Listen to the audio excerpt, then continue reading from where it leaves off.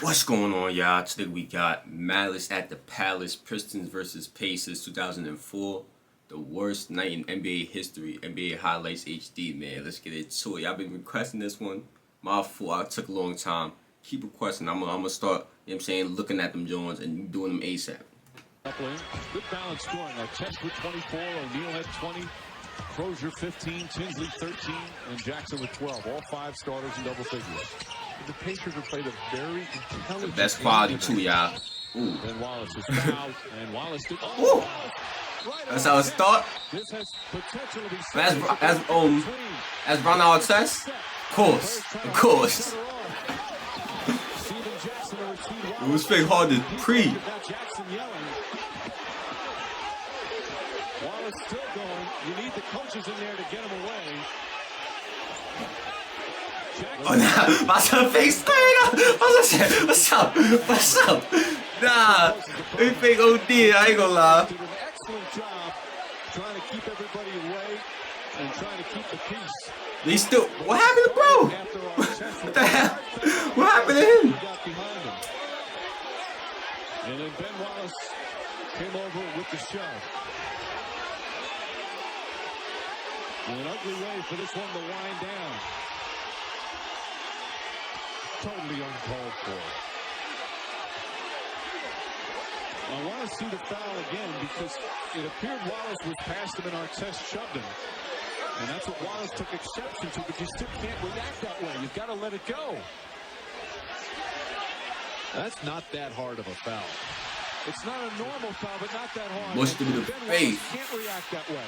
Wallace is still charged up. Now Wallace, I would assume, has been ejected. The way Steven Jackson's carrying on, they should eject him as well. They need to somehow find a way to get this game over with as quickly as possible. The problem is, if Wallace is ejected, I'm not sure. He'd have to walk past the Pacer bench to go. Now Artest has jumped over the table and is trying to get to the bench. Oh, yo, I'm telling you, Artest a menace. Shit. They bugging.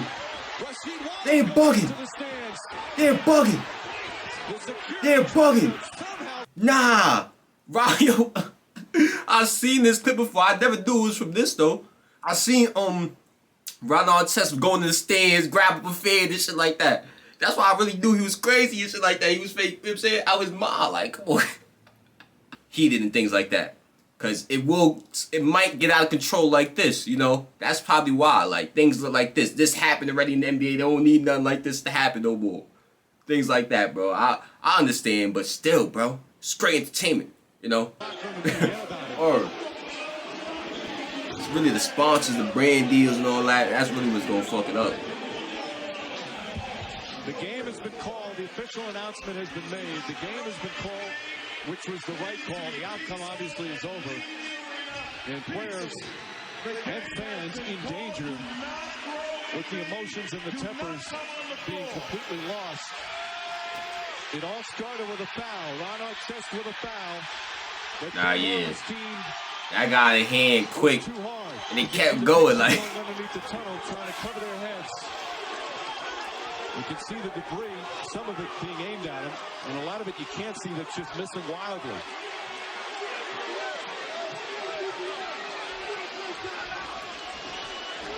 The security did their best, but it had escalated to a point where there's players and fans fighting in the stands before there was enough security around. Let's go to Jim Gray. Sheesh, that was crazy just now. That was crazy. I never seen that like that in a big production business like this. And threw a beer and a bottle on him from point blank range. Now, facts. We seen that.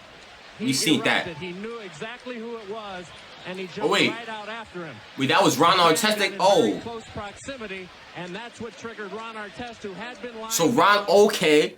So let me know if I'm getting this right. Ron Artest. Somebody threw something at Ron Artest. That's what really started Ron Artest going in the crowd, going crazy. So really, he not that bugged out. He just not going for that. I feel him. You know what I'm saying? You a fan, I ain't gonna lie, gang. You know what I'm saying? You gonna get this business. You just threw something on me, I ain't gonna lie. And we got the cameras rolling. They pre all this, so now I'm in the clear. They pre you just threw something on me. I'm not playing with you. I feel, bro. even after Ben Wallace had thrown a towel at him. You know what I'm saying? That's what triggered this, Mike. I was standing within a couple of feet of him. That's what triggered the big brawl in the stands. You saw what just triggered the entire incident. Artest with a foul that he should have let go. He fouled Wallace from behind, but Wallace overreacted to that foul. Certainly no winners in this circumstance at all. I mean, we winning. You know, I think we won. Yeah, he got. Oh, yo, let us see the minks. Cause he really, you know what I'm saying? At least, I think he hit him like twice. Right on the chin too, like. Either physically or verbally, but you have to restrain yourself. You just can't respond to it. There are so many bottles and cups thrown. There's our test, after what Jim Gray reported. And you saw that boy Jackson on go. Is that Jackson #1 with the headband? Who that? He on go. You know what I'm saying? He not letting my boy Ron go out there by himself. You heard, like, I fuck with bro. I ain't gonna lie. My son came out there slinging too. Making shit like, stop playing. When that fan came and Ron Artest. Now the rest of the bros getting over there. They try to calm shit down. The fan, nah, it's acting. Hopefully, security is able to get the fan, and he'll receive proper punishment. But the overreaction. All teams have been secured. Just leave the Malice. That was Larry Brown, who tried to make an announcement to the fans. So upset with what happened. Yeah, they don't like. I already know it's bad for business. It's definitely bad for business. So I understand why it can't happen no more. Things like that. Have some great bad fans, for business. but a lot of them tonight were an absolute disgrace. The ones throwing things and getting involved. The final score, with the game canceled before the time had run out, Pacers defeat the Pistons with a very... Now let's join John Saunders in our ESPN studio.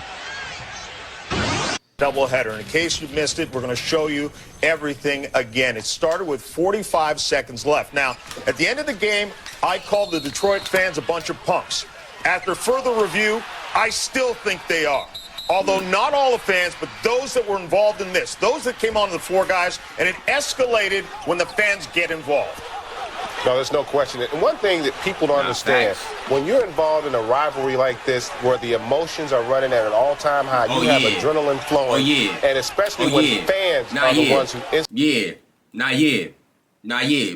Crack my son with that shit. Nah, so at an all-time high, you have adrenaline flowing, and especially when fans are the ones who instigate these types of altercations. A player, in essence, is looking for an opportunity because they've dealt with so much ridicule from these fans, the racial slurs, I mean, throwing things. It's ridiculous, and at that point, oftentimes you just lose control of emotions. And you're going to hear people talk about players having to show restraint, this, that, and the other. You know, most people, the average person on the street, they wouldn't even show the kind of show restraint. Oftentimes they just lose control of emotions. And you're going to hear people talk about players having to show restraint, this, that, and the other. You know, most people, the average person on the street, they wouldn't even show the kind of restraint that players do just listening to the heckling and abuse that you take in the course of the game. As a professional athlete, but we understand that's part of the territory. We understand that kind of comes with it. But now when you cross the line and you physically throw an object or physically touch a player, all bets are off then. Players have a right to protect themselves, and nobody's going to show that kind of superhuman restraint. Any person would have done the same thing that Ron Artest did in that situation. Well, we all absolutely understand that, and it's going to be real interesting to see how the league handles this. You know Bennett Wallace is going to get a couple of game suspension because he touched Ron Artest. You know Ron Artest is going to get suspended because he went into the stands. You know Steven Jackson is going to get suspended because he threw a punch. The question is, will those Indiana Pacers deserve to be suspended? That is the question right now. It's going to be real interesting to see how the league handles it and how the Players Association comes to the defense of their players, because I absolutely believe they will, and hopefully the NBA will do so as well. Rick Carlisle actually said that he felt he was fighting for his life. Every again, you point out that there's 12 players, the coaching staff of 4 or 5. There are guys that are out there protecting the team. Stephen A. Smith, you just talked to Rick Carlisle. What do you have to say? I spoke to Rick Carlisle 5 minutes ago. He says he's completely standing by his players. He does not believe that they were wrong. He did preface it by saying he did not see the incident, but during the game there was stuff going on that he wasn't pleased with from Detroit's side. It's not just the team, but it's fans, and certainly from the stuff that he witnessed, he is standing by his players 100% in this entire fiasco. And I would say so that we would all agree based on what we said. We're not justifying or saying they should have gone into the stands, but the fans are the ones who escalated this. A guy who was courtside all night long with more insight, Jim Gray. Well, John, it was just a real ugly scene, as all of you guys have said, and Rick Carlisle did say in that interview with me, he felt that he was fighting for his life. I was standing right next to Ron Artest, and he was just laying down on the bench. Ben Wallace had thrown a towel in his face. He really didn't react at that. He was trying to stay out of the mix, and then all of a sudden, it appeared to me that it's a cup or a bottle. A blue bottle came in, and it doused him, and he jumped up and he went out after. Now, he misses the guy. The guy who throws it's the guy in the hat right there. But he's not the guy that he goes after. And Artest was very calm. He was talking on the radio with Mark Boyle and the local radio. He had put the headset on. now so they got the hat trying to stop Ron. Like, you was the one that threw it, boy. Come on, man. Now you want to stop it. Yo, you lucky you didn't get punched. Wait, was that the... Nah, I don't think it was him that got laid out. Calm down. There you see Jackson come in. And now it just gets totally out of control, and it continues to spill over. Rick Mahorn, one of the former bad boys, now a radio announcer for the Pistons. You see him there on the right in the yellow shirt. Big Rick Mahorn did a great job, but then this fan who starts it all with throwing it hit Artest in the head twice. And then there was another fan right here, big gentleman on the left in the gray shirt. He just cold-cocks Jones, and that man had a credential on, too. I spoke to Tom Wilson. And Tom Wilson feels that there was plenty of security in the house. John, everybody comes through here through a megatometer, and they're also hand searched. So we also had some chairs being thrown. I spoke to Ron Artest as he left. He told me he was okay. He was very calm. He said, I really can't talk about it. The police are letting me leave right now. Here we see the chair incident coming through, and this prompted the police to get out their pepper spray. And Jermaine O'Neal avoided that chair, but you're going to see some pepper spray come in here. Anyway, Artest said that he was okay. He felt that it was self-defense, and he really didn't want to say anything else. Now, there had been some reports that the Pacers were not allowed to leave Detroit. They are being allowed by the police to leave Detroit. There will be no arrests tonight. They will investigate further. Ron Garrettson sent a message through Dana Jameson, the NBA representative here. And as you see, all of this continuing. And it just continued to be real ugly, fellas. It was just a horrible scene here, quite frightening. And Ron Garrettson said he called the game. There was just no reason to bring anybody else out here on the floor anymore. And he said there was just no reason to bring anybody else out here on the floor anymore. The broom jaw. And he said the bench area is the bench area.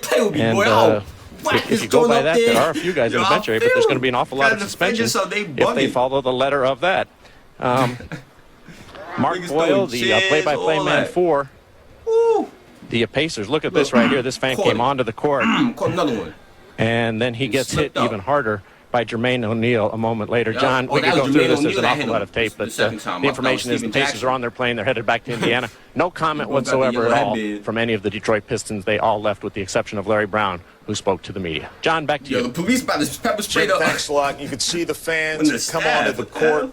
The NBA is really the only of the four professional sports. It's the only one where the fans can actually reach out and put their hands on a player. They're that coach. So people who watch this and want to blame the players, they don't know what they went through the entire game. That's exactly right. And Greg touched on this earlier. Players, you have so much pent-up frustration that you deal with over the course of your career of the stuff that you listen to. It's always right there below the surface, but you always show restraint, never reacting to a fan. But there's an opportunity now. You see an opportunity to actually go in there, and it's somewhat justified. Players are going to take advantage of that opportunity. No question. And also, keep in mind, again, the players will be suspended. What I'm more interested to find out what will happen in terms of security and those fans who initiated this altercation, not just from a criminal standpoint, but how will the league deal with that moving forward? Well, it'll be interesting, but I'm interested in the criminal element of it. I mean, I remember years ago when a fan was caught throwing a snowball at one of the coaches, I think it was Green Bay, at a New York Giants game. You found out who that individual was, and you had criminal charges pressed against them.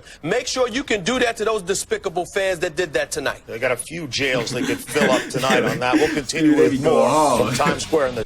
Yeah, that's the end of this one, though, y'all. Sheesh, bro. Sheesh. That got crazy. That got crazy. I ain't gonna lie. If y'all enjoyed this, y'all know what to do. Tell me what you want me to react to next.